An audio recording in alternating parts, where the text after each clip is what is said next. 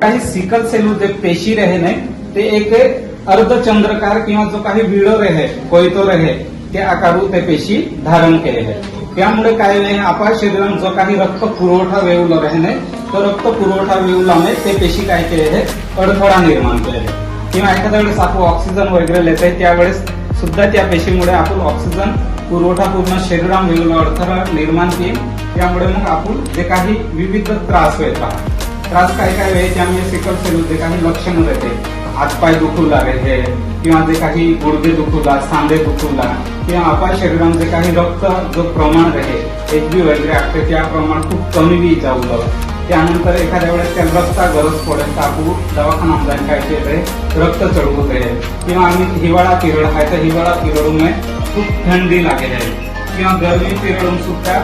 वेगळं त्रास होईल. त्या ऋतुमानानुसार आपण काय क्या होते की आम्ही एखादं पेशंट आहे सिकल सेल तर तिहा थंडी पिरियड खास करून तिहा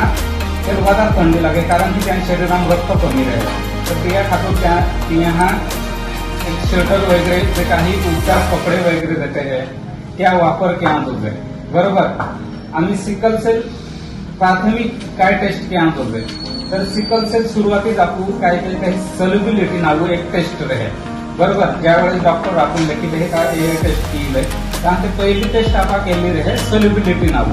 बरोबर. त्यामुळे आपण इकडे का आपण सिकल सेल आहे किंवा नाही बरोबर. तर जर का सिकल सेल सॉल्युबिलिटी जर पॉझिटिव्ह आली होकारात्मक आली तर त्यानंतर आधी आपण डॉक्टर काय आहे का एक बिजली टेस्ट रहे ते इलेक्ट्रोफोरेसिस नाव टेस्ट रहे बरोबर. ते टेस्ट केली तर त्यानंतर आपण सिकल सेल पेन प्रकार आहे त्यामुळे आपण कळेल का आपण नेमकं सिकल सेल केलो आहे ज्या वाहक असतं हे ते आणि दिलो आहे तो पीडित आहे बरोबर. जर का आपण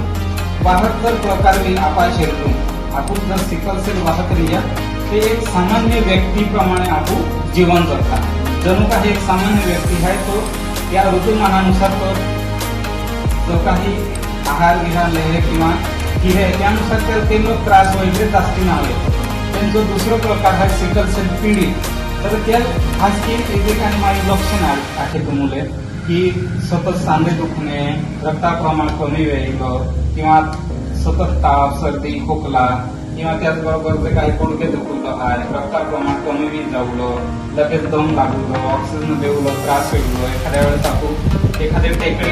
चढून लावून आपण लगेच दम लागला आहे किंवा एखाद्या वेळेस काही जड काम केलंय तर आम्ही लगेच आपण त्रास वेळा टेके तर ही जास्ती की पीडित या प्रकारामुळे बरोबर. तर त्या खातूर आम्ही जर का एखादं सिकल सेल पीडित वाहक लिहिलो तो वाहक जर पेशंट आहे त्याला आपण जनरल खास की जे काही फोलिक ऍसिड गोळी आहे ते आपण महिना की देते म्हणजे एका दिवस 21 गोळी जवळजवळ संध्याकाळी देते बरोबर. पण जर का पीडित व्यक्ती त्याला आपण बेन गोळ्या देतात एक जे सिकल सेल आपण एक फोलिक ऍसिड गोळी आहे आणि हायड्रोक्सी युरिया म्हणून आम्ही जे पीडित व्यक्ती देते तर हायड्रोक्सी युरिया जे काही कंटेंट आहे त्यानुसार डॉक्टर सल्ल्यानुसार ते द्यावं पडेल. एखाद्या वेळेस वजनानुसार आठवडा मिळती किंवा जो काही डॉक्टर सल्ला देते त्यानुसार ते गोळी द्यावं पडेल बरोबर. आणि हे जे सिकल सेल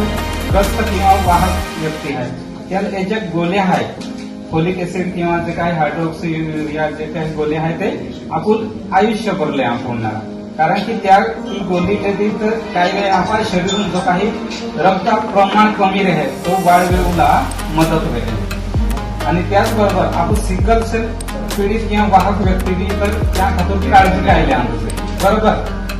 तर खास करून काळजी म्हणजे योग्य मार्गदर्शन आणि सल्ल्यानुसार जे काही गोळ्या आहेत ते रेग्युलर देऊया आणि त्याचबरोबर आपल्या शरीरात रक्ता प्रमाण कमी रहे या खातर आपण जो काही आहार वगैरे रहे तो आपण रेग्युलर व्यवस्थित राहतो हिरव्या पालेभाज्या पालक आहे मेथी आहे किंवा जे काही रक्त वाढी जेणेकरून मदत